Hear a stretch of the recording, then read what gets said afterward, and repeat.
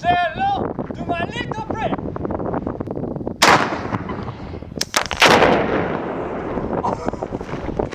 Oh shit. Well, that teaser's going to be hard to top. Hello, boys and girls. You can call me Rise, and welcome to episode number 1.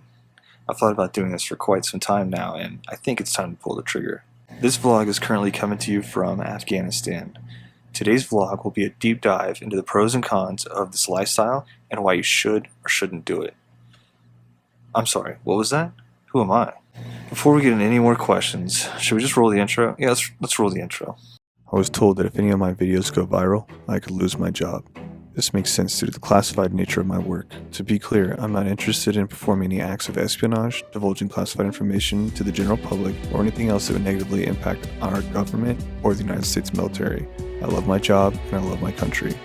So who am I? I am a contractor. I work in the war-torn country of Afghanistan. I am one among thousands, tens of thousands, highly paid inmates who are confined to military bases and adhere to strict rules and policies. Our employers are the war dogs, and they are paid by the United States government. We just happen to take all the risk. No guns, no guaranteed safety, and in some cases, harsh living conditions. Why do we do it? A six-figure salary for some, an upgraded clearance for others, and one hell of a story for the rest. I'm here to give you an inside look at my lifestyle and the journey walked by so few.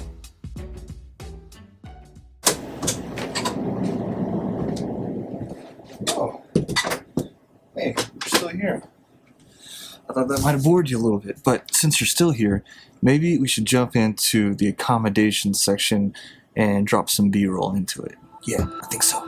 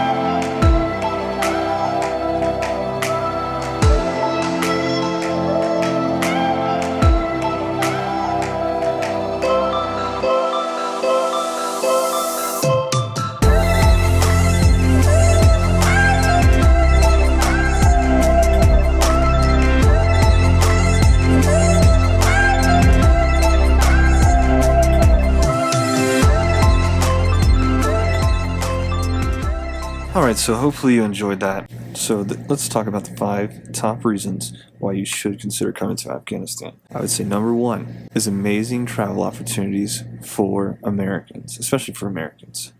A lot of people say in the United States they don't ever come over to this side of the world, this side of this hemisphere, and you get vacation time off, and not only do you have the vacation time off, but you have the money to spend to be able to do the traveling. So you can go through Europe, you can go through Asia, all these different countries, and it's amazing if you love traveling. Reason number 2, tax-free money. If you're American, you get up to $105, I think it's somewhere around there, $1,000 tax-free. Hopefully if you come over into this country, you will probably be making a 6-figure salary. I had hoped you are. It's not true for everybody, but depending on your skill set, who you end up working for, you can earn 6 figures very easily, especially in the IT field. And I don't know about other contracts or other companies, but I think the General Dynamics, Raytheon, there's many more out there. So just do some research, take a look, and hopefully you can find something nice. Let me tell you about reason number 3, brother. Reason number 3 is because you can get your swole on. Because you're not drinking alcohol and you got 0 excuses. It's because you're not going to be hungover, because it's against general order number 1 to drink alcohol. So you're not going to have an excuse to not go to the gym.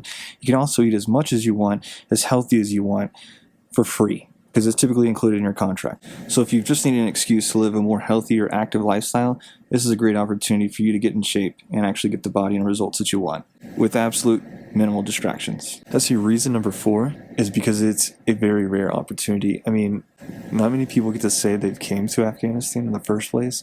And I mean, you're going to be a part of working for the United States military, providing a service that very few people are able to do, are qualified to do. And if you have a service or a skill set that is not fulfilled currently out here, they need you. I will be honest, there's a lot of people out here that just collect a paycheck, that don't know what they're doing or don't really care. And if you do care, they want people like you. So think about that.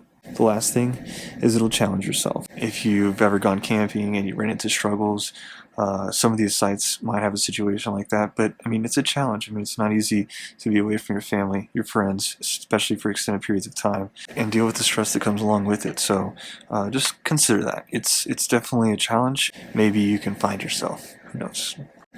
Okay, so let's move over to the reasons why you shouldn't.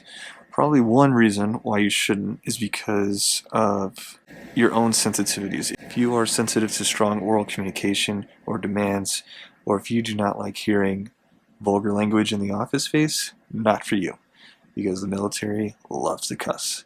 Probably one of the second or third favorite reasons why I enjoy this environment is because it's this shit that who gives a and it's hilarious. Number 2 is if you're afraid of risks. Obviously, this can be a risky environment. Not all places are, but some are. And the risks, I mean, you're talking about your life. It's kind of a big deal. I would say that, to be honest, the chances of something happening in Afghanistan to you that would threaten your life are lower than the chances of you getting in a car accident, a fatal accident in the United States. So don't take my word for it. Do some research, find the facts, but I'm pretty sure that that's an accurate statistic. Ugh, so morbid. I don't want to talk about that. Another reason why you shouldn't do this is if you're used to a 5-star living. I think I just showed you my place. This is obviously one of the better accommodations, and to be quite honest, I lived with somebody for 6 months with half the space that I have right now, and that's a struggle for some. I mean, I have a pretty decent sized house back in the United States, so I'm not really used to having such close quarters, but you adapt. And once you adapt, you grow. Reason number 4 is going to be if you get homesick. And I mean to the point where you can't handle it, you gotta go. Obviously, you're gonna get vacation time in which you can go home, but in order to get that tax-free benefit, you have to stay out of the United States for 330 days. So if you do not do that, you do not get the tax benefit. So if you spend over a month back in the United States, you lose the tax benefit. Just a couple other negatives. It may not be as structured, may not have 110 voltage, it might be 220, so a lot of your electronics may not work with it. Another thing is running water might be put into like a huge water bladder and pumped into the showers, which means that in the winter it could get pretty cold. I've been through them all, and I can tell you that if you have a strong mind, you're strong-willed, it won't even faze you. Another thing that kind of sucks is the mail times. Mail times can take up to 2 to 3 weeks. So if you're used to that Amazon Prime and you like getting your mail the next day, this is going to suck for you. But, I mean, at the end of the day, a week or two, it always gives you something to look forward to. You're like, oh, hey, I got this thing coming in the mail. And when it does, you're like, yes, it's Christmas. Lastly, I just want to give you a couple of quick tips. Bring extra shoes. If you do come, you will run through shoes really quickly because the terrain is pretty harsh and it just tears shoes up. I don't know. It's something about Afghanistan. It just fucks up your shoes really quickly. Another thing is bring flip-flops. If you're going to be showering with a bunch of dudes, or, not with a bunch of dudes, but if you're going to be showering... You're going to be showering in showers that a bunch of dudes shower in, you might want to bring flip-flops for hygienic purposes. Another thing is excess towels and excess bedding. Those are a must. I mean, for me, if I didn't have those things, you'd be washing clothes like every day. A memory foam mattress. Just about everyone orders one. It's a thing. For one, you're not sleeping directly on the same bed as somebody else, and for 2, the beds out here are not the most comfortable. Again, not 5-star living, so you're going to get used to it. At least make it a little easier on yourself and get yourself a memory foam mattress. Another thing I did want to talk about before I get in trouble is that the rocket launcher, the AT4 thing, is not a common thing for everybody, but that is one cool rare experience that you get to have out here. If you meet the right people and you do a good enough job and they want to reward you with small little things like that, you might get to shoot some pretty sweet guns. That's not for everybody. It's not going to be a guaranteed thing if you come out here, so I don't think that's a definite. That said, hopefully don't get in trouble for it. Alright guys, well that wraps up this vlog. I hope you enjoyed it. I hope it was informative for you. And I think that the next vlog is going to be about the best purchases that I've made for 2018. So if that's something you might be interested in, Sabev. and then if not, it. But if you do, Ring bells, bang the drum. Are you gonna love this guy?